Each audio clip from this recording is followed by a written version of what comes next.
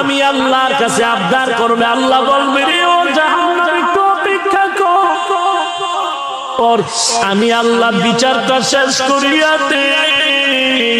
বিচারটা শেষ করার পরে এরপরে তোর কাছে গুনাহগার গুলো পাঠায় দিব। জাহান্নাম থামতে রাজি না।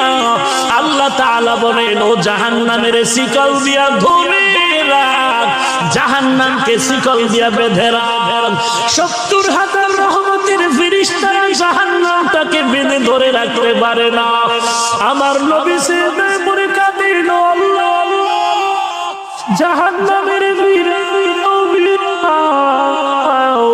আমার একটা উম্মত যেন জাহান্নামে না যায়। জাহান্নামের ভয় আমার নবী সিজদায় পড়ে কান্না শুরু করবেন।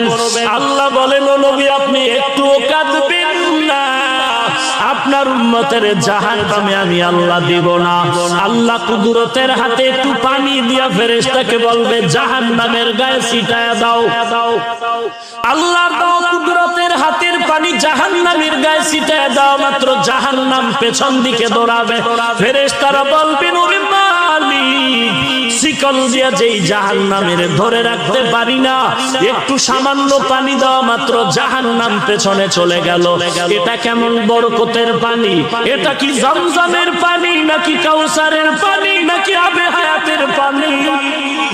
আল্লাহ বলবেন এটা তো কাউসারের পানিও না, জমজমের পানিও না, এই পানি হলো আমার গুনাহগার বান্দার চোখের পানি। আমার গুনাহগার বান্দা নবীর উম্মতেরা ঘুমায় না, গুনার ভয়ে জাহান্নামের ভয়ে চোখের পানি ছেড়ে কান্না করে। এরে আল্লাহর বান্দা, এরে যুবক, একটু আমলনামা দিয়ে চোখ দুটো বন্ধ করে তাকায় দেখো।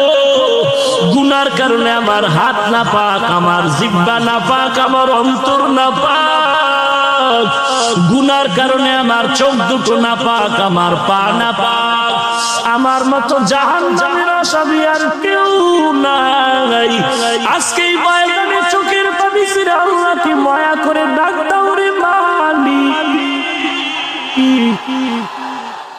আমি জাহান্নামের আগুনে জ্বলতে পারবো না।